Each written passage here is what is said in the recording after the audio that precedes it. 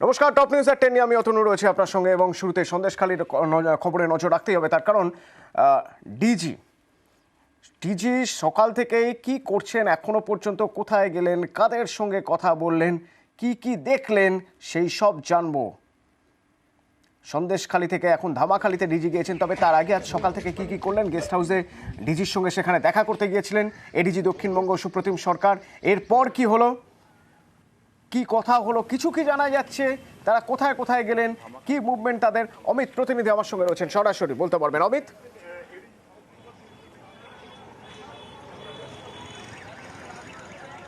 দেখো অতনু, তোমাকে জানিয়ে রাখবো কালকে দুপুর দুটো থেকে আজকে 8:15, অর্থাৎ যখন তিনি সন্দেশখালী লঞ্চ ঘাটে এসে উপস্থিত হন তখন রয়েছে সকাল 8:15।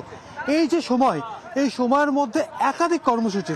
তিনি প্রথমে থানায় গিয়েছিলেন, থানায় গিয়ে পুলিশ আধিকারিকদের সঙ্গে মিটিং করেছেন, গেস্ট হাউসে এসে সিভিক ভলেন্টিয়ারদের সঙ্গে মিটিং করা, তারপরে সন্ধ্যেবেলা দফায় দফায় বিভিন্ন দ্বীপে গোপন অভিযান, এবং রাতে গেস্ট হাউসে এসপির সঙ্গে বৈঠক, এবং আজকে সকালে 20 থেকে 25 minute ADG south Bengal Supratim সরকারের সঙ্গে বৈঠক করা।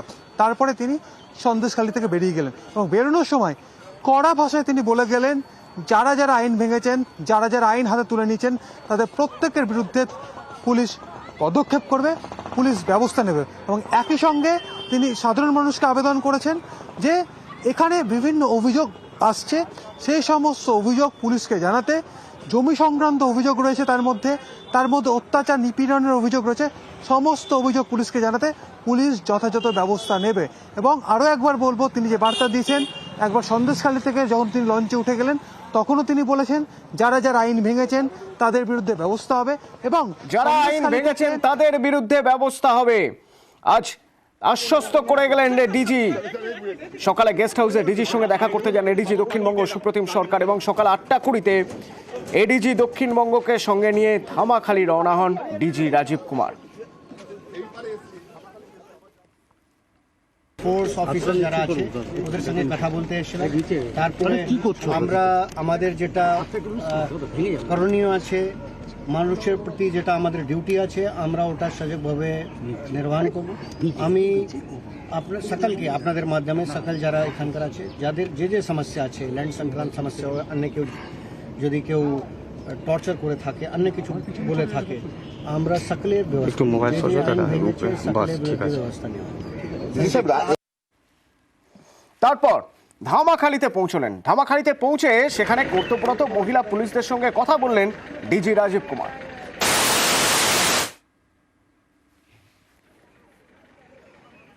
এবং তারপর সেখান থেকে মিনাখায় এসডিপিও অফিস। উজ্জ্বল প্রতিনিধি আমার সঙ্গে রয়েছেন। উজ্জ্বল, সেখানে কি হচ্ছে একটু জানতে চাইব উজ্জ্বল।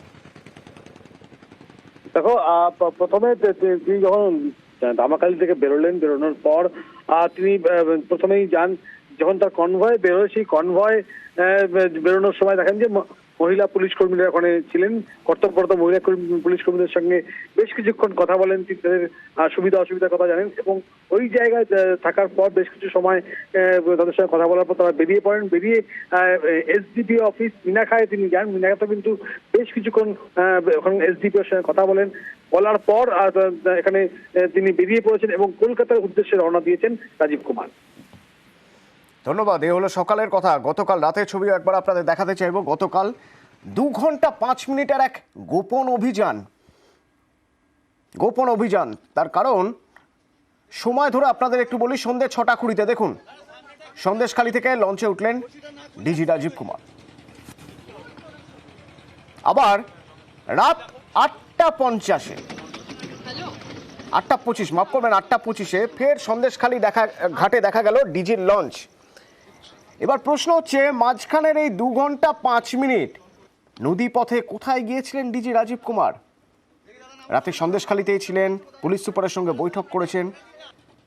জিয়াউল প্রতিনিধি আমার সঙ্গে রয়েছেন। জিয়াউল, এই মাঝের 2 ঘন্টা কিছু জানা যাচ্ছে কোথায় গিয়েছিলেন, বা এমন কি কোনো গভীর কোনো আলোচনা ছিল নিশ্চয়ই পুলিশ কর্তাদের সঙ্গে, সেই জন্যই তিনি ছিলেন নদীপথে, কিছু জানা যাচ্ছে? দেখো দুপুরের পর থেকে কিন্তু দফায় দফায় রাজ্যের এডিজি সাউথ বেঙ্গল তার সঙ্গে যেমন বৈঠক হয়েছেন, পুলিশ সুপারের সঙ্গে দফায় দফায় বৈঠক হয়েছে এবং তিনি ঠিক 5টা নাগাদ যখন সিভিক ভলেন্টিয়ারদের সঙ্গে দফায় দফায় তাদের সঙ্গে কথা বলেন এবং 6টার সময় স্পষ্টভাবে জানিয়ে দেয় যে তিনি অর্থাৎ আজ সকাল 10টায় সাংবাদিকদের সামনে আসবেন এবং বলবেন কি সমস্যা, তিনি কেন এলেন, কি কি সমস্যা তার কাছে উঠে এলো। কিন্তু তার আগে দেখা গেল ঠিক 6টা নাগাদ তিনি আবার 6টার সময় জানালেন, কিন্তু 6:20 নাগাদ তিনি সরাসরি পিডব্লিউডি গেস্ট হাউস থেকে তিনি সটান উঠে পড়লেন আবার তার লঞ্চে এবং লঞ্চে ওঠার পরে তিনি একেবারে সরাসরি চলে গেলেন রায়মঙ্গল নদীর দিকে। অর্থাৎ তুমি জানো যে সন্দেশখালী 2 নম্বর ব্লক রয়েছে, এখানে 4টি দ্বীপ বেষ্টিত একটি ব্লক। অর্থাৎ একদিকে জেলিয়াখালী, সন্দেশখালী, ভাঙা তুষখালী এবং তুষখালী, এই যে 4টে দ্বীপ, সেখানে একাধিক নদী রয়েছে, রায়মঙ্গল, ছোট কালাগাছি, বড় কালাগাছি এবং বিদ্যাধরীর মতো নদী। হঠাৎ যখন রায়মঙ্গল নদীতে অর্থাৎ সন্দেশখালী দ্বীপ থেকে তিনি যখন নৌকায় তার বোটে করে গেলেন, কিছুটা যাওয়ার পরেই দেখা যাচ্ছে সেই বোট অদৃশ্য, অর্থাৎ তার আর কিছু দেখা যাচ্ছে, অন্ধকারে ডুবে গেলেন। অর্থাৎ যে আলো জ্বলছিল, বোটে যে আলোর ব্যবস্থা ছিল, সেই আলো কিন্তু পুরোপুরি বন্ধ রাখা হয়েছিল এবং সেই তারপরেই কিন্তু 6:20 থেকে তিনি যখন গেলেন তার মিনিট 10-এর মধ্যে আলো বন্ধ হলো, কিন্তু তিনি আবার 8:25 নাগাদ তিনি আবার সন্দেশখালী ফেরিঘাটে ফিরে এলেন। কিন্তু এই 2 ঘন্টা 5 মিনিট তিনি কোথায় গেলেন, যেটা সূত্রের খবর, পুলিশ সূত্রে যেটা খবর, যে একাধিক যে আইল্যান্ড রয়েছে, দ্বীপ রয়েছে, সেই দ্বীপের যে সমস্ত মানুষের যে অভিযোগ, দীর্ঘদিনের যে অভিযোগ, জমে থাকা অভিযোগ, পুলিশের বিরুদ্ধে ক্ষোভ, সেই অভিযোগ জানার জন্য তিনি এই বিভিন্ন আইল্যান্ডে গেছিলেন এবং রাতের দিকে তিনি কথা বলেছেন। শুধুমাত্র এই যে 2 ঘন্টা 5 মিনিট তা কিন্তু নয়, তিনি আবার কিন্তু এই গেস্ট হাউসে, পিডব্লিউডি গেস্ট হাউসে তিনি ফিরে এলেন এবং ঠিক 10টা বাজে, ঠিক 10টার সময় তিনি কিন্তু আবার মোটর বাইকে করে তিনি বেশ কয়েকজন বিশ্বস্ত অফিসারদেরকে নিয়ে তিনি একেবারে খুলনা ফেরিঘাটের দিকে গেলেন। তখন এখান থেকে দীর্ঘ অভিযোগ আসছিল এবং এই যে প্রায় 2 দফায় তিনি একেবারে গোপন অভিযান করলেন এবং তারপরে আবার এই গেস্ট হাউসে ফিরে এলেন, সেখানে দফায় দফায় গভীর রাত পর্যন্ত সেখানে বৈঠক করলেন এবং তারপরেও রাত ভোর পুলিশ কিন্তু বিভিন্ন দিকে অভিযান করেছেন, কখনো নদীপথে, কখনো সড়ক পথে, ফলে দফায় দফায় হয়েছেন এবং একেবারে ভোরের দিকে তিনি একেবারে সকাল যখন 5:30 বাজে, সেই সময় তিনি হঠাৎই আবার মর্নিং ওয়াক করতে সন্দেশখালী ঘাটে বেরিয়ে এলেন। নজিরবিহীন পদক্ষেপ বলা যায় জিয়াউল, সন্দেশখালীর আস্থা বাড়াতে, সন্দেশখালীর মানুষের যাতে পুলিশের উপর আস্থা বাড়ে, তার জন্য এক নজিরবিহীন পদক্ষেপ বলা যেতে পারে। যেমন তুমি বলছিলে 2 দফায়, কখনো বাইক নিয়ে, কখনো স্টিমারে করে যখন যাচ্ছেন, তখন 2 ঘন্টার জন্য সেই স্টিমারে কোন দিকে গেলেন বোঝা মুশকিল, স্টিমারের আলো বন্ধ করে রাখা ছিল। অর্থাৎ পুলিশ অপারেশন করছে, পুলিশ পুরো বিষয় নজরে রেখেছে। এই আস্থা সন্দেশখালীর ফেরানোর জন্যই গতকাল থেকে ডিজি এবং রাত্রিবাস করলেন রাজ্য পুলিশের ডিজি।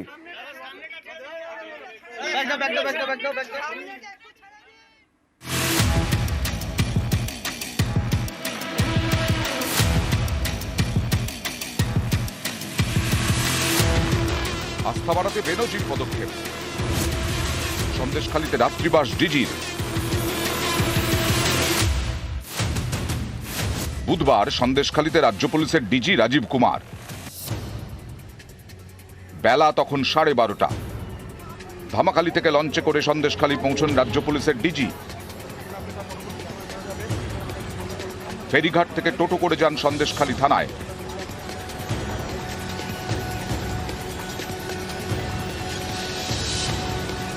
থানায় বৈঠক করেন। বৈঠকে ছিলেন এডিজি সাউথ বেঙ্গল সুপ্রতিম সরকার, বসিরহাটের পুলিশ সুপার সহ জেলা পুলিশের একাধিক কর্তা। এরপর সন্দেশখালীতে কর্তব্যরত সিভিক ভলান্টিয়ারদের সঙ্গে 2 দফায় কথা বলেন ডিজিপি রাজীব কুমার। এরপরেই পুলিশের তরফে জানিয়ে দেওয়া হয় সন্দেশখালীতে রাতে থাকবেন ডিজিপি। আস্থা বাড়াতে বেনজির পদক্ষেপ, সন্দেশখালীতে রাত্রিবাস ডিজির। লঞ্চে করে রায়মঙ্গলের দিকে বেরিয়ে যান ডিজি। বেশ কিছুক্ষণ পর দেখা যায় নিভে গেছে সেই লঞ্চের আলো। আস্থা বাড়াতে বেনজির পদক্ষেপ, সন্দেশখালীতে রাত্রিবাস ডিজির।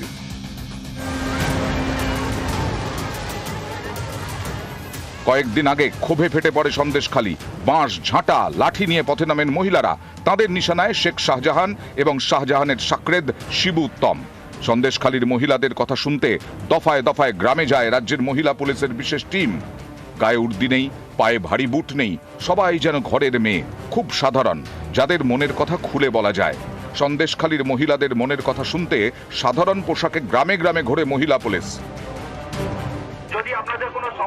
অভিযোগ শুনতে সন্দেশখালীর গ্রামে গ্রামে চালু করা হয় সরকারি ক্যাম্পও। এসবের মধ্যেই গ্রেফতার করা হয় শাহজাহান ঘনিষ্ঠ উত্তম সর্দারকে। এরপর গণধর্ষণের ধারা যুক্ত করে শিবু হাজরাকে গ্রেফতার করে পুলিশ। এবার আরও এক মহিলার গোপন জবানবন্দি, যার ভিত্তিতে আরও একটি গণধর্ষণের মামলা দায়ের করেছে পুলিশ। এফআইআরে নাম রয়েছে শিবু হাজরা, ভানু মণ্ডল এবং আমির আলী গাজীর। সন্দেশখালীর আস্থা বাড়াতে আরও পদক্ষেপ করা হয়েছে, যেমন 5 জায়গায় লাগানো হয়েছে 10টি সিসি ক্যামেরা। নিউজ 18 বাংলা।